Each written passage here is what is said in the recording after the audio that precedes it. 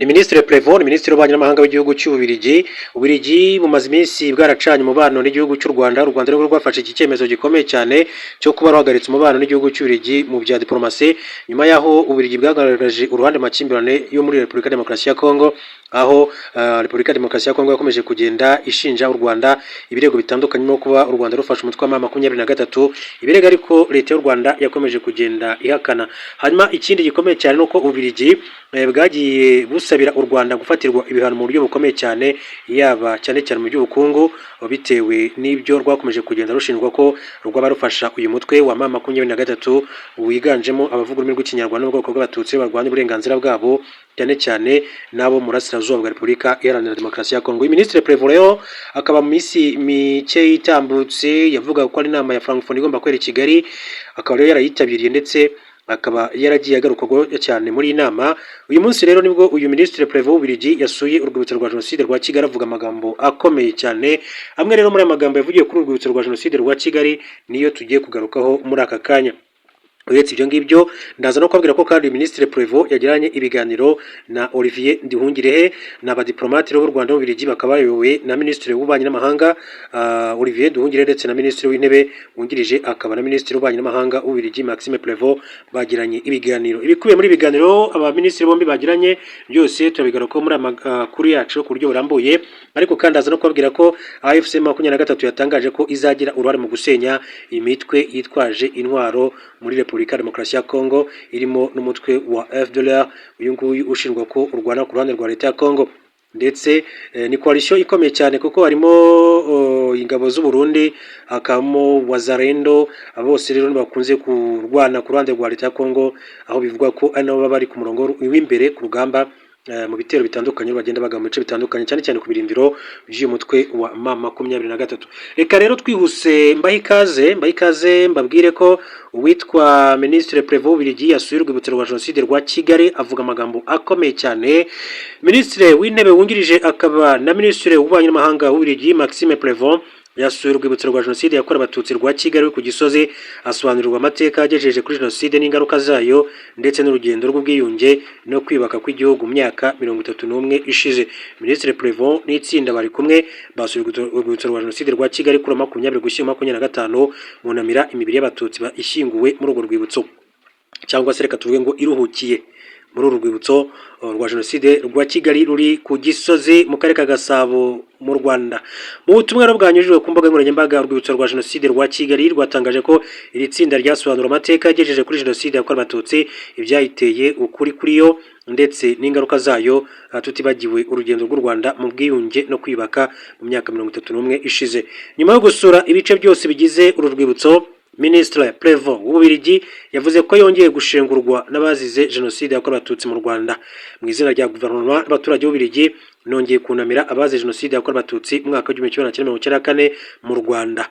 Gusura urwibutso ni ukwibutsa ibihe bibabaje kandi bikomeye by'akabaro byashegeshe ubutwari n'ubumuntu bwacu.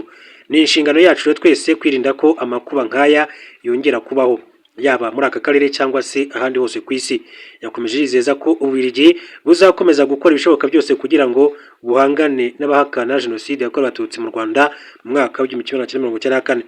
Ati Ububirigi buzakomeza iyo ntego n'umwete wose kurwanya ihakana n'ipfobya rya Jenoside, biri mu by'ingenzi kimwe no gukurikirana mu nkiko zo mu Ububirigi bakoze ibi byaha, kuko kudahana bidakwiriye na gato. Nshimira imbaraga n'ubushobozi by'Abanyarwanda babashije kurenga kuri aya mateka mabi, bakubaka none n'ejo hazaza hashingiye ku bumwe, icyubahiro n'iterambere. Ministre Maxime Prévost ari mu Rwanda aho yitabiriye inama 26 ya Minisitiri b'ibihugu bigize umuryango w'ibihugu bikoresha muri rw'igifaransa Organisation Internationale de la Francophonie ikomeje kubera mu mujyi wa Kigali.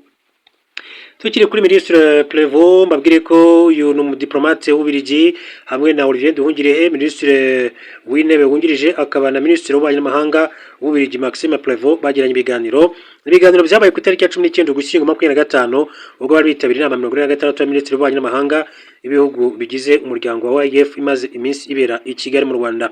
ni ubwa kabiri impande zombi zigiranye ibiganiro mu buryo bw'imbonankubone ariko bibereye umuhezo nyuma y'uko u Rwanda rufashe umwanzuro wo guhagarika umubano wabwo n'Ububiligi muri Werurwe 2025 ku mpamvu z'uko Bruxelles yari imaze igihe ikomanyiriza u Rwanda ku nshuti n'abaterankunga barwo.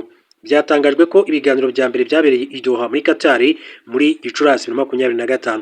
Bwana Nduhungirehe yabwiye The New Times ko yahuye na mugenzi w'Ububiligi ku wa 19 Ugushyingo ariko yanga kugira ibindi yongeraho ati nivyo twahuye ejo hashize ariko sinshaka kugira ibindi bivugaho.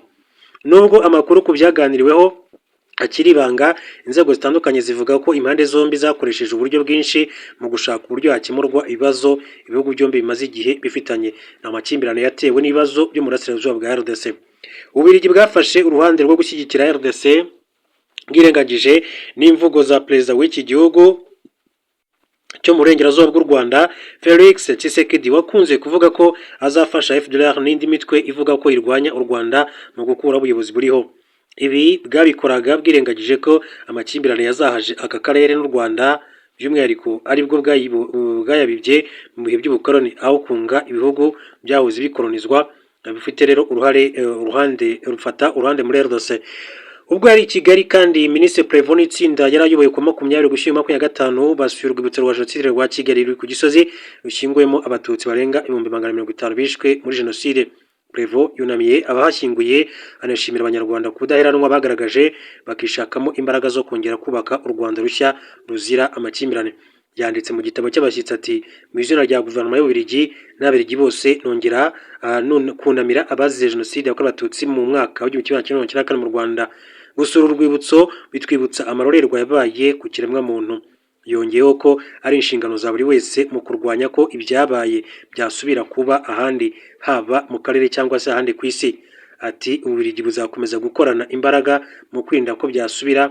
Ati kurwanya ipfobya n'imwe mu ngamba zigize ibi.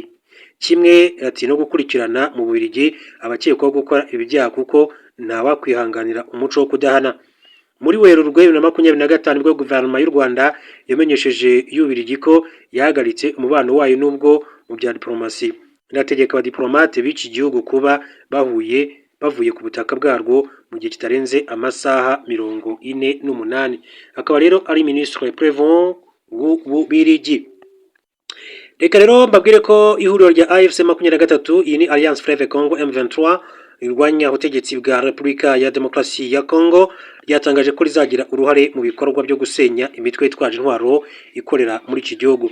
Mu kiganiro n'abanyamakuru kuri uyu wa 20 Ugushyingo 2025 umunyamabanga uhoraho wa Alliance Fleuve Congo M23 Benjamin Mbonimpa yasobanuye ko ibyo biri mu mahame shingiro iri huriro ryamenyeshejeho na leta ya RDC mu minsi 5 ishize. Benjamin Mbonimpa yagize ati tuzagira uruhare mu gusenya imitwe yitwaje intwaro ikorera muri RDC. Ntabwo turi mu bazarambika intwaro ahubwo tuzajya mu gisirikare cy'igihugu kizubakwa kubera ko igisirikare cyacu gifite imyitwarire myiza kandi n'ikinyamwuga. Amahame shingiro yasinyiwe i Doha muri Qatar agaragaza ko AFC 23 na leta ya RDC bizanifatanya mu gusenya imitwe yitwaje intwaro y'abanyamahanga ikorera muri iki gihugu.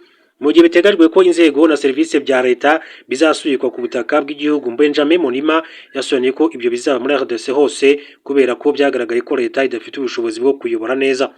Ati usomye neza amahame shingiro avuga ko ubuyobozi bwa leta butazaza hano gusa, ni Kongo yose niyoborwa neza. Bizadusaba ko duhindura ubuyobozi mu gihugu cyose. Alliance Fleuve Congo M23 yasobanuye ko amahame shingiro ari intangiriro y'urugendo ruzagenda rusobanuka buri uko hazajya habaho ibiganiro byashingiyeho byitezwe ko bizatangira mu cyumweru gitaha nk'uko amakuru akomeza kugenda bishimangira. Ni byinshi rero bikomeza kugenda bivugwa mu Rwanda ndetse no mu karere k'ibiyaga bigari by'umwihariko mu burasirazuba bwa Repubulika ya Demokarasi ya Kongo. Agatonga reka mbashimire mbabwire ngo mukomeze mureba ndetse ijambo subscribe cyangwa se abone mukande kunzogera kugira ngo tukimara gutunganya amakuru yacu ajye ahita abagera ku kanya. Mugire ibi